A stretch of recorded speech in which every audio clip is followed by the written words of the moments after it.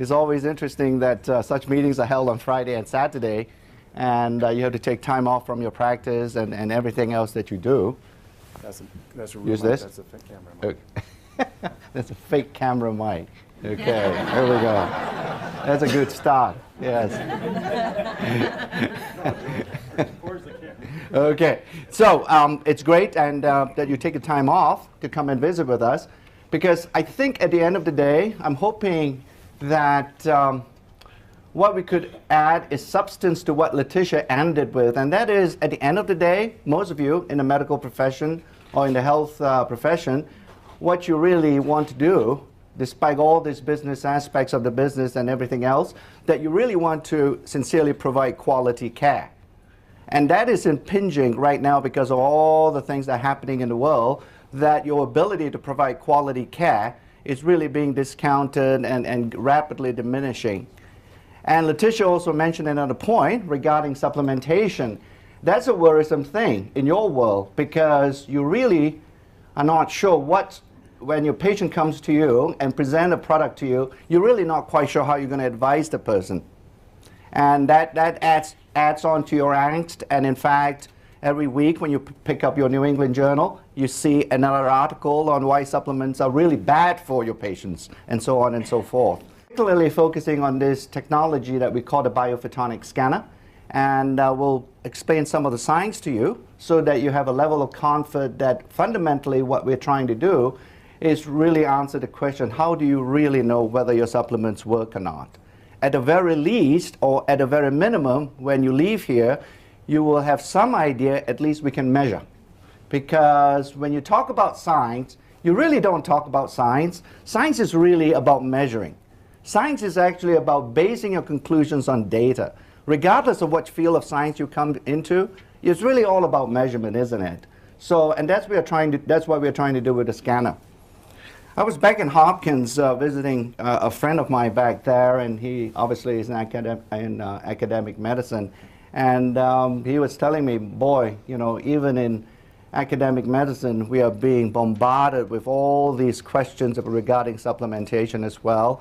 And I sat down with this friend of mine, whom I postdoc, oh gosh, more than 30 years ago, before I joined the drug industry, that he actually thought that this was a good idea as well. So it is comforting to me that even a friend who pulls no punches managed to see the scanner as a viable technology in our world. So let's go through this very quickly. Fundamentally, Pharmanex in 1995 was co-founded, and I was one of the co-founders, together with another buddy of mine by the name of Michael Chang. He was trained, and he still thinks he is, a medicinal chemist. And Michael worked in a company whom all of you should be familiar with, and that company was Merck.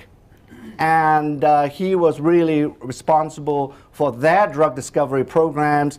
And on the other side of the fence, I was responsible for drug discovery at another drug company called Wyeth. And I sort of participated and worked in that company close to about 11 years. And over that period of time, I actually sort of contributed to the development of rapamycin, which is now the anti-rejection drug, and also to another non-steroidal by the name of Etodolag, and then finally another photodynamic therapy drug that's called sort of BOPP, which is specifically a selective brain tumor destroying type of molecule, which when you give it intravenously, it goes into tumor cells and not to the normal regular brain cells. And when you activate the light at a particular wavelength, it actually generates free radicals to destroy that tumor cell. So it's fascinating. But fundamentally, we got together with Michael and I, and we decided to really focus on natural products and natural ingredients to start this company that we call Pharmanex. And one of the first scientific advisors that we consulted with is this Professor Carl Gerasi. And he was a Stanford chemist professor. He started, in fact, he was a co-founder of Syntax, which right now it doesn't exist anymore in the Bay Area because it's now part and parcel of Roche. And once again, he has lots of experience. And sort of when we told him about our idea of starting a company based on the premise of converting and translating natural ingredients into dietary supplements, he sort of thought, well, it's a good thing. but make sure you don't develop snake oil. Fundamentally, use what you have learned in the pharmaceutical industry, i.e. good manufacturing practices, double-blind clinical studies, and so on. All the things that you should do to make sure that you can substantiate that your product is safe and effective. Because if you look at it, if you in fact one day meet a physician or a healthcare provider, you will be expected to at least assure that individual that he is not going to do any harm. Fundamentally, within your Hippocratic Oath, there's this phrase about doing no harm.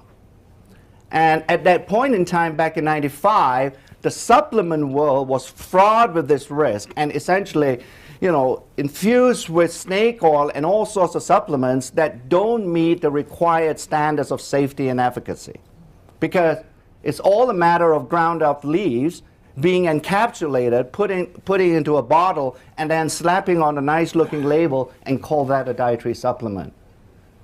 And we didn't want to start Pharmanex with that premise, but actually overturn the apple cart, if you will, and say, why don't we do it a better way, and essentially focus Pharmanex on making pharmaceutical-grade, science-based supplements. That's how we started Pharmanex. So we started that in 1995 and raised about $46 million from 3 fairly sophisticated investors group. And that would be Fidelity, whom you all know. They're located in Boston, one of the largest, if not the largest mutual fund company. And they had a venture arm. We raised money from the Pritzker family, who owns the Hyatt hotel chain, one of the richest family in Chicago. And then the third one was J.H. Whitney, which to us was actually far more impressive than the other two, because J.H. Whitney is the oldest venture capital group in this country. If you look at the history of venture capital, you would see that J.H. Whitney was a pioneer in venture capital. He actually funded the railroad in the United States way back. So they have many, many years of funding startups, and for them to come in based on this story of making pharmaceutical-grade, science-based supplements, was appealing enough for them to invest in a company, was a bit of a reassurance for us that maybe we're on the right track. And then in 1997, we launched 5 products, and then in 38,000 stores in the traditional mass market channel, that would be Walmart, Walgreens, Rite Aids of the world. And then in 1998, we got acquired by Nu Skin Enterprises for roughly around $135 million. And that was the portal, if you will, that how I came into Nu Skin Enterprises. And I continued to learn about this business. And what we brought into Nu Skin Enterprises is this reality of making pharmaceutical-grade supplements, this R&D engine, if you will, this ability to use science to translate what we know from all the historical documents about natural ingredients, and how those ingredients, if we use the modern scientific method, we perhaps could actually add value to those ingredients. And we did that through this process that we call the 6S process. It's just an acronym. It describes the 6 steps that we use to manufacture and finally launch a dietary supplement in this company. Okay. And if you look at it, I won't go through each of those steps, but fundamentally, if you look at it, what we want to make sure that we do not use garbage. Because no matter how good your process and how good your science is, if you put in garbage in, you are going to get garbage out at the other end. So we wanted to make sure, as I said, through this 6S process, we wanted to make sure, at the very minimum, that our supplements are safe. It doesn't contain any toxic contaminants. We do not adulterate our products with steroids. We analyze our products with banned substances. All the things that we would think, in this 21st century, that every company would be doing. Unfortunately, it is not the case. And you will hear many companies saying they're doing science, and it's difficult to really believe that particular claim, because science in this day and age is really about using a multidisciplinary approach. It is about having close to about 100 scientists in the company, which we have currently, to be able to cover all the various scientific disciplines. We cannot just have chemists in our company because they don't know much in terms of biology, or vice versa. So as you can see here, we have a whole array of scientific expertise in a company, and this is really the R&D engine that I'm talking about. And in fact, frankly, I'm really the mouthpiece for these guys. You ought to be meeting them, and you ought to be speaking to them, because don't take my word for it. Fundamentally, these are the folks who help to develop our products in Nu Skin Enterprises. And we do that in 3 R&D centers around the world. As you know, that the Chinese, in general, they have a very rich tradition, this so-called traditional Chinese medicine philosophy. And what we find from it is the fact that, yes, they have, and in fact it's quite well documented, they actually have the first original pharmacopoeia, if you will, written in Chinese. And we have lots of experts in Chinese. They're scientists. They're trained in Western science. But they are very able to access that knowledge and then sort of pull out the gems, the insights that these folks had way back, and see whether we can use the scientific method to translate that to something meaningful in this day and age of modern science. And that's why we have 2 R&D centers in China. The one in Beijing primarily focuses on clinical and biological studies, and the one in Shanghai is the R&D center focusing on making sure that when we source raw materials from China, at least we know that raw materials are pure, and we get it in the form that we want and we bought it for. You know, we give them specs, and in general, I just don't trust the Chinese. And that's one of the reasons why I have an R&D center in Shanghai. So that's what we have. And we're not proud, frankly. In spite of the fact we have the multidisciplinary team here, we do not suffer from the so-called NIH syndrome, i.e. this non-invented here syndrome.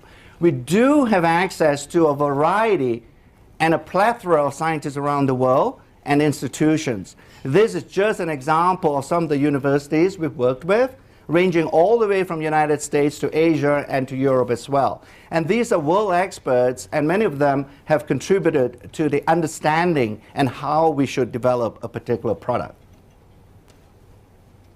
And just to name drop a bit more, this is our motley crew of scientific advisors. And again, I just highlighted 2 of them. One, Koji Nakanishi from Colombia. He helped us to develop our product called BioGinkgo. And then on the right, on a postage stamp issued by Austria, that is Professor Carl Gerasi. And again, officially, he likes to be known as the father of the oral contraceptive pill. I find that an oxymoron, but I've said it, and you just need to think about it, how you can put those 2 terms together. And just to add on, because we are now moving into the world of genes and how genes are influencing how we function and who we are. Because since 2003, with the mapping of the human genome, we think this is the way to go. This is revolutionizing the world of medicine and the world of natural product development as well. And because of that interest and focus going forward, we have brought an additional 3 more SAB members onto the board. And the first 2, starting from the left, is Richard Weindrich, Professor of Medicine at Wisconsin. In the middle is Tom Proller. These are the co-founders of a company, and if you Google, you will find them. They started a company, a biotech company, called LifeGen Technologies. And we are collaborating with them very actively to develop our so-called age-lock products going forward. And then finally, Stuart Kim comes to us from Stanford, and he understands the aging process at the genetic level in depth. And he's one of the pioneers, if you will, in using genetic analysis of the aging process. So these are, we continue to invigorate, if you will, and refresh our SAB with new knowledge, with new expertise. The company, it is what it is. It is Nu Skin Enterprises, and frankly, 13 years ago, when I got into this discussion of acquisition, my first personal reaction, since I was in Los Angeles, Pharmanex was actually located in the Los Angeles area, my first reaction was, well, what's this company Nu Skin? You may experience the same reaction. In fact, you would think, you know, it can't be a real company, right? It can't spell new. Let alone being in Utah. So, however, it is obviously, again, if you use the Google, you will find that we are indeed a New York Stock Exchange publicly traded company. And the reason why that's important for all of you is because we have to be transparent being a publicly traded company. Unlike many of the privately held companies in this world, they do not expose what they do in-house financially or otherwise to you. We have to. And that transparency ought to be, you know, add on to your level of comfort that we do adhere to the highest standards of reputation, or else all of us will go to jail. Well, the managers will. The scientists will probably find another job. So. Okay, here's the scanner. Let me quickly go through this scanner because it's a fascinating thing. We developed the first version in 2003, and the two inventors, the patent that we have exclusively licensed this scanner technology are Professor Werner Gellerman and his colleague Robert McLean. They are faculty members at the University of Utah, Department of Physics, and they sort of really, back in 2003, managed successfully to use a very sensitive physical law called Raman spectroscopy to measure certain types of antioxidants. That's really what the patent was all about. And initially, they focused this technology on developing an instrument that can actually analyze the retina by shining some non-damaging laser light onto the back of the eye, because the retina evolutionary has evolved because it receives so much light, and because of the light, although the light coming in is good because that's how you see, but the problem is when the light hits the retina, it also has the potential to generate free radicals. So the retina has evolved to a place where now it's highly enriched. That part of the eye is highly enriched with these antioxidants called carotenoids. That's how those carotenoids are there in the retina to neutralize the free radicals when light hits that part of the tissue. Okay? So that's why Werner went after the retina and see whether he can use Raman spectroscopy to see whether he has any diagnostic ability to detect AMD, macular degeneration, at the early onset before it becomes symptomatic. So, but with that, when we started to chat with him, we decided to actually say move away from the eye, because our distributors are not very careful when they shine things on the eye. So we didn't think it was commercially viable for our world. So we said, why don't we go to another piece of tissue that's a bit less risky, and that would be the skin, and see whether we can use the same instrumentation to detect these types of antioxidants on the skin. And we managed to do that. That's where the patent is, and what we find again and again, that is a very sensitive way of detecting skin carotenoids. When we started at the very beginning, the scanner back in 2002, 2003, it actually looked like a weapon of mass destruction. That's the picture on the top left. In fact, if George Bush had come here, he would have continued his presidency, but he didn't. So anyway, so here's the weapon of mass destruction back in 1999, and then in 2003, we managed to reduce the size of it. Obviously, we couldn't launch that room full of cables running all over the place, but by 2003, we successfully converted that technology and put it into this toaster size unit called the biophotonic scanner. That is a picture of the first scanner we produced. Now, with that, we have now reached a point. This is almost like the third version that we call the average version or edition. And this is what we're using right now today for all our distributors and everybody else to measure antioxidants. It's very small, it's very reproducible, it's absolutely validated. We now have 7 years worth of data, more than 10 million scans around the world, to be able to use that database to validate what the technology is really measuring. And let's go through that very quickly. And we have written a review paper So we have actually submitted much of those type of data for peer review and get it into manuscripts and finally into print. And this is just an example of the significance of measuring carotenoids and how that actually translates to an indication of overall nutritional antioxidant health in the body. And fundamentally, what Les Packer from Berkeley tells us is the fact that antioxidants don't exist in isolation.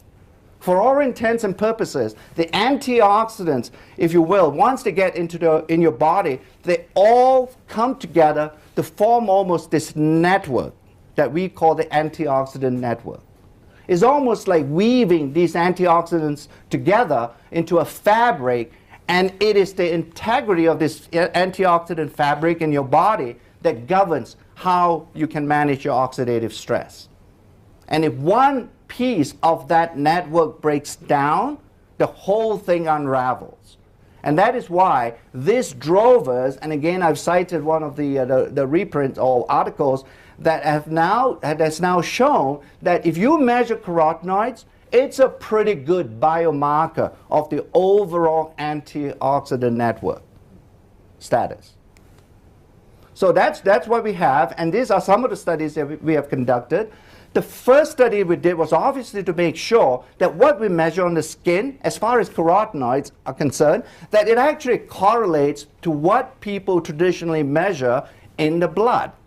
And we did the correlation study, and we showed with hundreds of people, and where we can show, this is the regression coefficient, if you will, where we do this analysis, where we show what indeed we show on the skin correlated very well with what we can find in the blood. Okay? So we have clearly confirmed that. In fact, the dietary carotenoids in plasma, right now, folks are still considering that as a gold standard for measuring or for monitoring dietary intake. I would argue that our scanner is a far more efficient and effective way of monitoring dietary intake of anybody, because it's non-invasive, it's quick, and we have actually corroborated that it reflects what if you measure the blood carotenoids. Yale, for example, one of the professors, their faculty member there, working with inner city kids, they are using this Raman spectroscopic method to measure dietary intake in inner city kids. So it's quite well validated along those lines. And we have measured vitamin C and other non-carotenoid antioxidants in plasma together with blood carotenoids and a scanner response, and we find, once again, there's pretty good correlation, giving us a very good level of confidence that when we claim that it is, when you measure the skin number or the skin value, that is a reflection of overall antioxidant status, that is a pretty accurate statement to make. And again, now this is not, we have a product obviously called LifePak, which is an antioxidant supplement. And people, many of critics have initially, when we launched the scanner, said, well, this is nothing but just a LifePak detector. Not quite true. We don't bias our studies that bad. We have validated it. So let's assume, and this was the hypothesis we worked with at the very beginning, because we knew that criticism was going to come. And to say, look, what does the NIH recommend for all intents and purposes in terms of a good diet? Inevitably, it always comes down to 6 to 9 servings of fruits and vegetables. Why don't we use that and we screen and sort of choose a variety of people, groups of people, where certain groups will be eating nothing, they're all meat eaters, and then going all the way to a group that consistently eats 6 to 9 servings of fruits and vegetables. And we scan all of them. And what we find, indeed, once again, there was a good correlation that more fruits and vegetables that you eat, the better the antioxidant protection. I think it is by far the most unbiased demonstration of the scanner being a very objective monitor. And it's not a LifePak detector. And we can show this. In fact, once again, going with the hypothesis, right, that obesity has a huge impact on your oxidative stress level in the body, and it does. Tons of studies have been published on it. Why don't we see whether there's a correlation, what happens in these individuals as far as scanner score is concerned, and we can see what happens here, that again, as obesity goes up, or at least the BMI value goes up in certain groups, their scanner score actually drops. There's an inverse correlation in this instance. And smoking, as we all know, induces an extremely high level of oxidative stress because it generates so many free radicals in your body. And again, we can see plotting all the way from non-smokers to a heavy smoker, close to a pack a day or more. You can see there is a very gradual smoking-dependent drop in antioxidants in your body, because the antioxidants are being used up so rapidly by the generation of these extreme levels of free radicals. You would expect, a hypothesis would predict that your antioxidants will drop in a smoker. And sure enough, we managed to prove that. Then finally, what does it mean? You know, at the end of the day, I get most medical professionals, well, okay, fine, we believe you on the antioxidant side. What does it really mean? Every day I pick up, frankly, a New England Journal article and says, you take antioxidants, in fact, it's bad for you, frankly. Right? Blah, blah, blah. You pick up your BMJ or whatever medical professional, there's a review article, some people say antioxidants are bad for you. Well, fundamentally, if you look upon those lines, okay, then really what we are saying is antioxidants are good is because they provide this clinical benefit that is related to a reduction in oxidative stress. Okay? That is really the clinical benefit link. And what we can show, in fact, if your scanner score goes up, and if we measure urinary biomarkers of oxidative stress, and in this instance it's MDA, but we have measured another one that's a more robust marker called isoprostanes, these two markers, they tell us that in fact the oxidative stress level or the oxidative stress status in your body overall, it does decrease when you have a higher scanner score. That reminds me to tell you, you know, you're going to ask, because many of you, particularly among the males, the scanner has become a competitive instrument, and they try to compete on getting the score as high as possible. If I have 70,000, I'm better than you at 60,000. It's not meant to be that. What fundamentally the reality with the scanner is, in fact, let's just assume on the remote possibility that antioxidants are bad for you, okay? But it's always a dose-related phenomenon with any substance or any drug or anything, right? So in fact, I would argue that the scanner is actually a safety mechanism that you can guide your patients to an optimal level of antioxidant intake. Because we have plotted the scale that you're going to see all the way from the red to the blue, that why we chose blue to be the optimal or desired level of antioxidant protection is because that blue zone, if you will, is based on that fruits and vegetables study. Okay? So we have added, if anything else, going back to the premise in your Hippocratic oath, do no harm. At the very minimum, that biophotonic scanner offers that protection to all your patients and all the people who come to you for medical care. And this credibility is validation if you ask for it. You have so many of them, it comes out from the wazoo, and this is just sort of like, well, some of them. And the scientists have presented in all kinds of scientific conferences around the world. And business awards, it obviously, when it first came out, it was first in class, it's innovative, and we have garnered quite a few awards along those lines. And finally, the medical rights, we have the medical rights in 2006. And fundamentally, you know, when you look at cholesterol measuring, when you look at your diabetics, you measure their HA1C and so on and so forth. What we are saying with the biophotonic scanner, it offers, at least on the supplementation side, an ability to measure so that you can monitor your patients on an objective level rather than them lying to you, because all patients lie, correct? So this is a validated, non-invasive, 5 minutes, put the palm on your hand, and you get your score. Very easy. And why use this system? I think this is really an example. So that's really what the scan is all about. Now, we provided you a way to look at a problem. We do obviously have a solution. Not much point highlighting a problem without offering a solution. And that's where the life pack comes in. And later on, from the scientists, I'm sure you'll hear about all the things that we have done to formulate that life pack to be the most comprehensive micronutrient supplement in the market today. And from then on, with that understanding, we can move to other things that we do in New Skin Enterprises, because when you look at us at a $1.5 billion company, obviously we're not a one-trick pony type company, and there are lots of things that come in the future. Thank you. Thank you.